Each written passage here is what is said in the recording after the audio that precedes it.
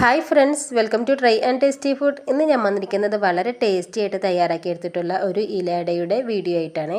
ഇത് തയ്യാറാക്കി എടുക്കുന്നതിന് വേണ്ടിയിട്ട് ഞാനൊരു കടായിലേക്ക് ഒരു 1.5 ടേബിൾ സ്പൂൺ അളവിൽ നെയ്യ് ഒഴിച്ച് കൊടുത്തിട്ടുണ്ട്. എന്നിട്ട് ഇതിലേക്ക് നല്ലതുപോലെ പഴുത്തിട്ടുള്ള ഏത്തപ്പഴം ഒന്ന് ചെറിയ പീസുകളായിട്ട് മുറിച്ചിട്ട് കൊടുത്തിട്ടുണ്ട്. 2 ഏത്തപ്പഴമാണ് കേട്ടോ ഞാൻ എടുത്തിരിക്കുന്നത്.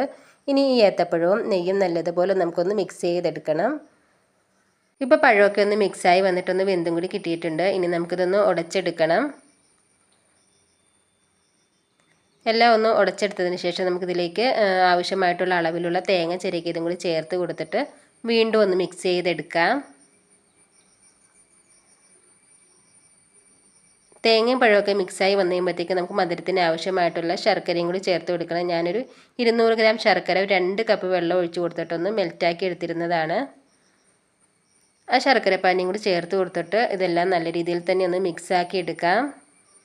ഇപ്പോൾ പഴവും ശർക്കരപ്പാനിയൊക്കെ നല്ല രീതിയിൽ തന്നെ നമുക്ക് മിക്സായി വന്നിട്ടുണ്ട്. ഇനി ഇതിലേക്ക് നമുക്കൊരു മധുരമൊക്കെ ഒന്ന് ബാലൻസായി കിട്ടുന്നതിന് വേണ്ടിയിട്ടൊരു 1/4 ടീസ്പൂൺ അളവിൽ ഉപ്പും 1/2 ടീസ്പൂൺ അളവിൽ ചെറിയ ജീരകവും 1/2 ടീസ്പൂൺ അളവിൽ ഏലക്കപ്പൊടിയാണ് കേട്ടോ ചേർത്ത് കൊടുത്തിരിക്കുന്നത്. ഇതേപോലെ ഏലക്ക പൊടിച്ചതില്ല എന്നുണ്ടെങ്കിൽ ഒരു 2 ഏലക്കയുടെ തൊണ്ടൊന്ന് മാറ്റിയിട്ട് ആ കുരുവില്ലേ അതൊന്ന് പൊടിച്ച് ചേർത്താൽ മതി.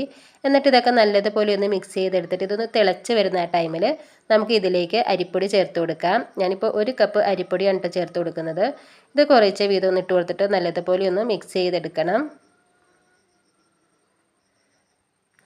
ഇപ്പോൾ എല്ലാം നല്ലതുപോലെ നമുക്ക് മിക്സായി കിട്ടിയിട്ടുണ്ട്. ഇനി നമ്മളിപ്പോൾ ചേർത്ത് കൊടുത്തിരിക്കുന്ന അരിപ്പൊടിയിൽ ആ പൊടിയുടെ കട്ടയൊക്കെ ഒന്ന് മാറുന്നത് വരെ നല്ലതുപോലെ ഒന്ന് മിക്സാക്കി എടുക്കാം.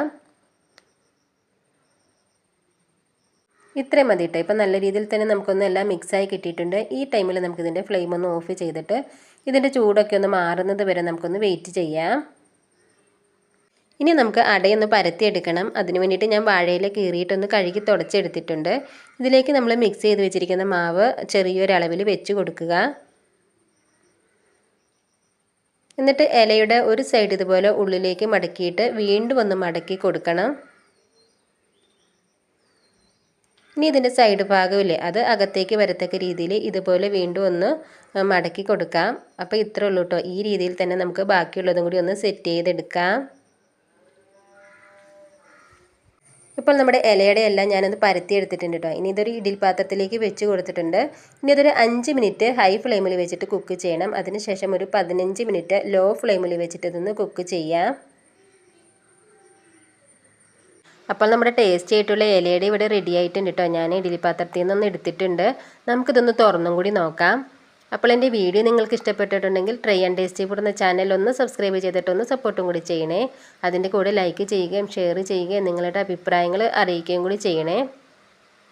കണ്ടോ, നമ്മുടെ അടയൊക്കെ നല്ലതുപോലെ ഇവിടെ വെന്ത് കിട്ടിയിട്ടുണ്ട്. അപ്പോൾ ഇന്നത്തെ വീഡിയോ ഇത്രേ ഉള്ളൂ കേട്ടോ ഫ്രണ്ട്സ്. ഇനിയിപ്പോൾ നമുക്ക് വ്യത്യസ്ത രുചികരവുമായിട്ടുള്ള പുതിയൊരു വീഡിയോയിൽ കാണാം. അതുവരെ എല്ലാവർക്കും നന്ദി, നമസ്കാരം.